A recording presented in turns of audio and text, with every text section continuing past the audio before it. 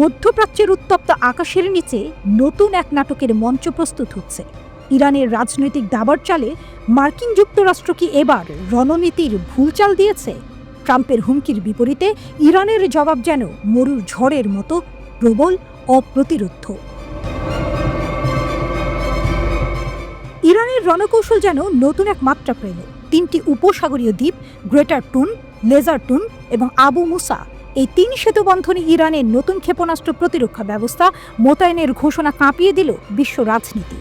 Sputnik জানিয়েছে, এই ব্যবস্থা মোতায়েনের ফলে ইরান পুরো পূর্ব উপসাগরে আকাশ এবং উপকূলীয় নিরাপত্তা নিশ্চিত করতে পারবে।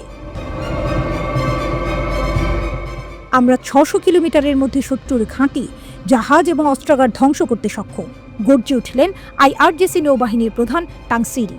তার কণ্ঠস্বরে দৃঢ়তা, প্রত্যয়। কূটনৈতিক আলোচনার ঘেরাটোপ ভেদ করে ইরান যেন যুদ্ধক্ষেত্রেই তাদের বক্তব্য পেশ করতে চাইছে। প্রতিবেদনে বলা হয়েছে, ইরান বাবার 373 S300 খোরদাদ 15 অথবা কাদের সিস্টেমের মতো উন্নত প্রতিরক্ষা ব্যবস্থা মোতায়েন করেছে। সাথে রয়েছে আবু মাহদি এবং খালিজ ফার্সের মতো ভয়ঙ্কর জাহাজ বিধ্বংসী ক্ষেপণাস্ত্র।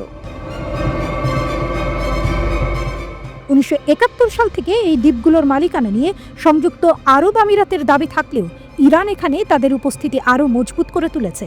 2024 সালের সেপ্টেম্বরে আইআরজিসি ঘোষণা করেছিল তারা দ্বীপগুলোর প্রতিরক্ষা আরও সম্প্রসারিত করবে। এখন তা বাস্তবে রূপ নিল। এই নাটকীয় পদক্ষেপ এমন এক সময় এলো যখন ইয়েমেনের বিদ্রোহীদের সঙ্গে মার্কিন যুক্তরাষ্ট্রের সংঘর্ষ নতুন পর্যায়ে পৌঁছেছে। ওয়াশিংটনের অবিরাম হামলার পরও ইয়েমেনের সামরিক বাহিনী নত হয়নি, বরং আরও দুঃসাহসী হয়ে তারা ইসরায়েলের ওপর নতুন করে আক্রমণ শুরু করেছে। এরই মধ্যে ট্রাম্প ইরানকে পারমাণবিক আলোচনার জন্য চাপ দিতে চিঠি পাঠিয়েছেন। ইরানের প্রতিক্রিয়া ছিল দ্ব্যর্থহীন। তারা এই চিঠিকে হুমকি হিসেবে দেখলেও এর মধ্যে কূটনৈতিক সম্ভাবনার ইঙ্গিত পেয়েছে। হুমকি আমাদের কোথাও নিয়ে যাবে না, জানিয়ে দিলেন ইরানের সর্বোচ্চ নেতা। তার কণ্ঠে ছিল একরকম বিদ্রুপ, একরকম দৃঢ় প্রত্যয়।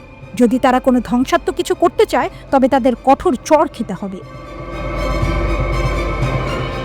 ট্রাম্পের মধ্যপ্রাচ্য বিষয়ক দূত অবশ্য চেষ্টা করেছেন উত্তেজনা প্রশমিত করতে। তিনি দাবি করেছেন, এই চিঠি ছিল ইরানের প্রতি আস্থা স্থাপনের একটি প্রচেষ্টা, হুমকি নয়।